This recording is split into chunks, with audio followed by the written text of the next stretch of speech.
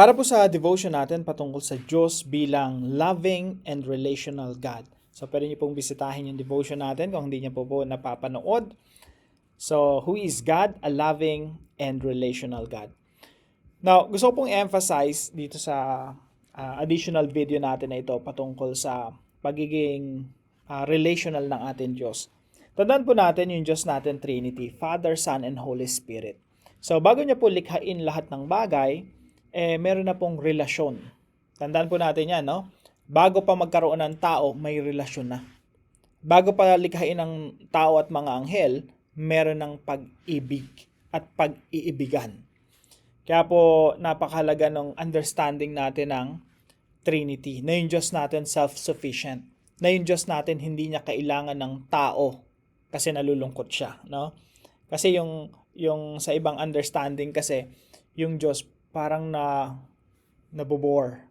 boring, nalulungkot, walang kausap, walang community, no? Walang kailangan niya ng tao, mga anghel para makausap niya.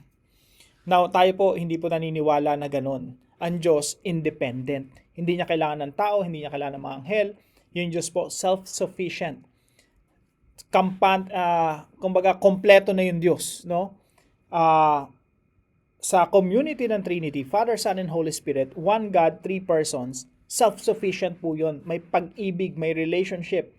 Ang Diyos hindi kailangan ng kahit sino o kahit ano pa man para makompleto siya.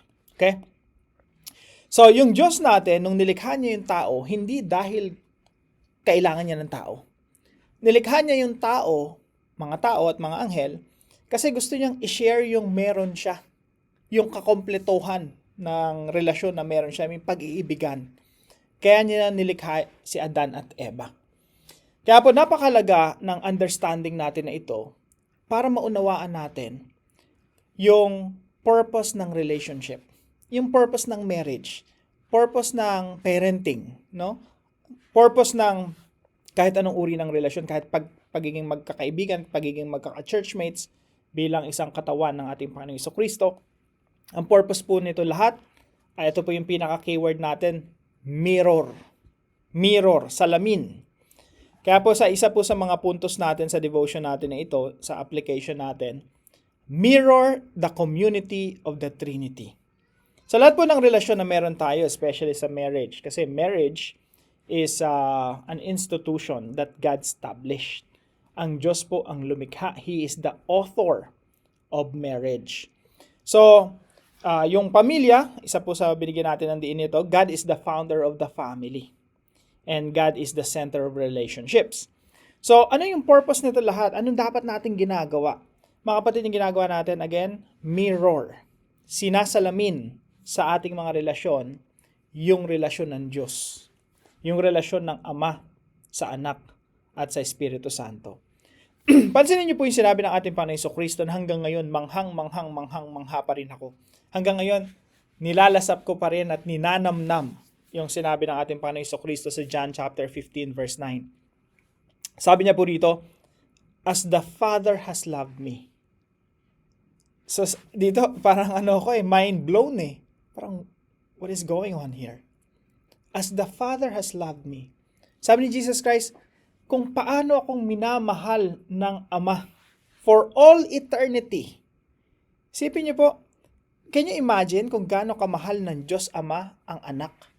Ako, naiintindihan ko yung love ko for my children, no? Pero ako imperfect father ako. Hindi ako yung masasabing mabuting ama, no? I know I'm imperfect, makasalanan ako. Pero yung pagmamahal ng Diyos, perfect. At yung minamahal niya, perfect son. So isipin niyo na lang po kung gaano kalawak, gaano kalalim, gaano katindi yung pagmamahal ng Diyos Ama sa Diyos Anak. At sinasabi ng Panginoong Jesucristo, you know what? I want to share that kind of relationship with you. Gusto kong iparanas sa inyo yung ganong klaseng relationship. Kaya sabi ni Jesus Christ, as the Father has loved me, so have I loved you. Gusto ko kayong makaranas ng pagmamahal ng Trinity. Now remain in my love. Manatili kayo sa aking pag-ibig. So ako hanggang ngayon, Kahit na ilang beses kong mabasa tong verse na ito, hanggang ngayon mind blown ako na parang, wow. Yung perfect love in the perfect community of the Trinity, yun yung sinishare ng ating Panginoon sa atin. Gusto niyang maranasan natin, ma-experience natin in our human relationships. Alam niyo po, nahulog lang talaga tayo sa pagkakasala, kaya yung magandang plano ng Diyos, yung relationship na intention ng Diyos sa Genesis chapter 1, sinisira natin. Yung marriage na kaganda-ganda, winawasak natin. Yung pamilya na sagrado, sinisira natin. Kaya maraming mga broken families. Pero, hindi po sumuko ang ating Diyos. Sinugo niya ang ating Panginoong Jesucristo, ang Diyos, yung second person of the Trinity, ang ating Panginoong Jesucristo nagkatawang tao para i-restore yung broken relationship natin. Una sa Diyos, pangalawa sa ating kapwa. Kaya po yung relationship, ang Diyos po ang founder niyan. Ang tao sinira. Pero ang Diyos pa rin yung restorer. Siya pa rin yung magre-restore. Siya pa rin yung redeemer. Kaya po, dinidiscuss natin to kasi ito po ay parte ng first 5 devotions natin para sa series natin na Bible Characters Edition para po maunawaan talaga natin yung buong Biblia. Kasi ito yung mga pundasyon ng buong Biblia. Pag hindi natin unawaan to, ang hirap unawain ng buong Bible. Kasi kailangan talaga maintindihan muna natin, God is a very relational God. God wants to share the relationship of the Trinity to His people. So, mirror the community of the Trinity. Ito po yung isang magandang puntos po rito na gusto kong bigyan ng diin dito sa extra na devotion natin. Of course, marami pa po tayong gustong talakayan patungkol dito. Pero bukas po, itutuloy po natin yung pag-aaral natin sa 5 topics natin patungkol sa sino ba yung Diyos. So, pag naunawaan po natin itong mga bagay na ito, re-remind ko lang po kayo, no? Number 1, ito po yung tinalakay natin pinakuna, God's existence. God is the foundation of everything. Pangalawa po, God's essence, love within Trinity. Pangatlo po, God's character, loving and relational God. Pangapat po, God's creativity, image of God. Ito po yung isa sa dapat nating maunawaan Ano ba yung image of God? Kaya ako laging sinasabi yung nasasalamin. Image. Di ba pag humarap ka sa salamin, you see your image. Tayo po, we were created in the image of God. Kaya isa talaga sa dapat nating ginagawa ay masalamin sa atin kung sino yung Diyos.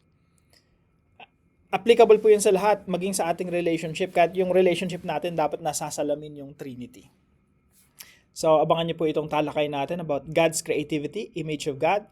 And number 5 po, ito na po yung summary ng buong Bible. God's plan. Creation, fall, redemption.